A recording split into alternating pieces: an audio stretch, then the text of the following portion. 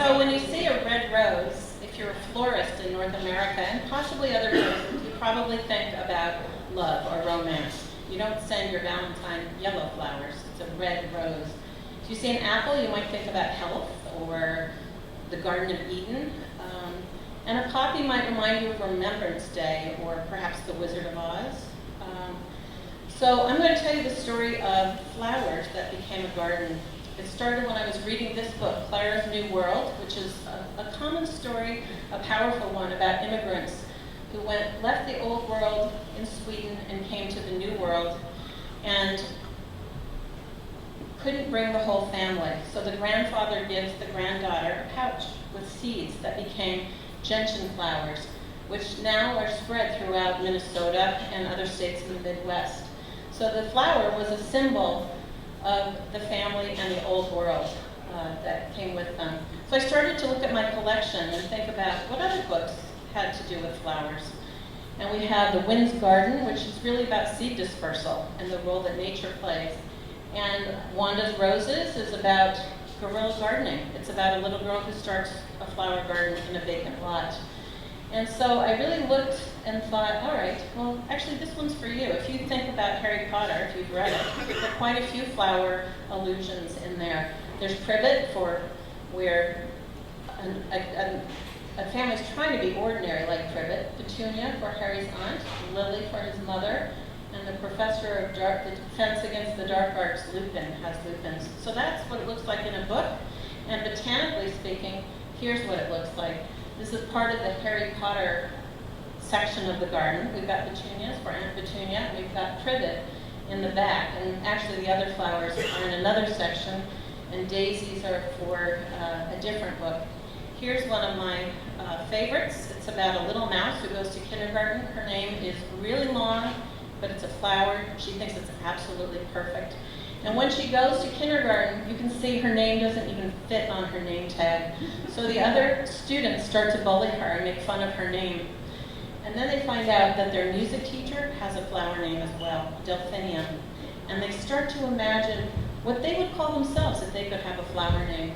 And they come up with marigold and carnation and lily of the valley, which is a mouthful, but a beautiful name as well. So we started to think about how we could make this happen in a garden. And I'm a children's literature expert and know nothing about botany, so I called in one of my colleagues who is a plant biology professor, a botanist, and we decided we wanted to challenge our students to move out of their narrow majors and start to talk to each other about the bodies of knowledge that they bring to their classes. So at our school, they all do liberal studies curriculum. They take fine arts, they take math, they take science, history, political science, geography, and then they take courses in their majors. So in my education major, they take literature, and in biology, they take botany. And we wanted them to see how all of those could come together. So we set up the garden. We got some funding, and we put in, I guess you could call it the hardware. It's the stones, so teaching gardens. The botany professor has the native plants garden, and we have books in bloom. And then our students put in seeds into the greenhouse, and then we had a planting day. And once the garden was underway, we had joint classes where they would all read the same book, and the literature students would be listening for literary motifs and character development and theme, and the botany students would be thinking about the botanical backstory. So there, as an example, there's a book, Miss Rumphius. It's an award-winning book, and it's a familiar flower to all of you. My students saw that the character was charged to make the world a more beautiful place, and the botany students said, "Isn't she enabling an invasive species?"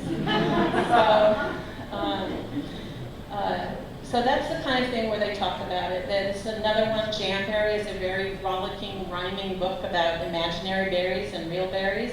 Blueberries for Sal is about a temporary separation of a mother bear and a baby bear and a mother and a daughter.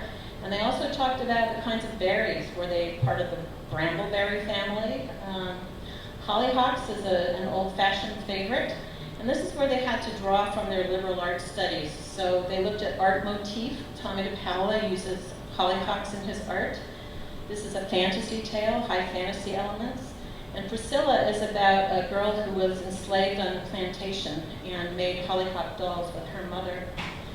And one of our audiences that comes to campus now to visit the garden are school children. So my students have come up with alphabet hunts and color hunts, and for the children's literature savvy people, a scavenger hunt with questions like, what does Eeyore eat? Do you know the answer to that? Thistle, and we have them in the garden. We love this book. It's an alphabet book. It has a flower for every letter of the alphabet and a girl's name. And the real test of an alphabet book is what do you have for Q and what do you have for X? And we found plants that work in our zone with the help of the botany students. So here we are. That is my husband. Happy anniversary to him. The students give a tour. They never know who will be on the tour. It could be a bored 5-year-old. It could be a curator from a conservatory in Central Park in New York, and we've had both. So they work with each other. A children's literature student and a botany student lead the tour together. And here is the garden last fall. When some people see it, they just see a contemplative space to relax, and that's wonderful. But our students look at it and they see layers of botany and literature and history and art, and it's become a very rich place for all of us. So, thank you.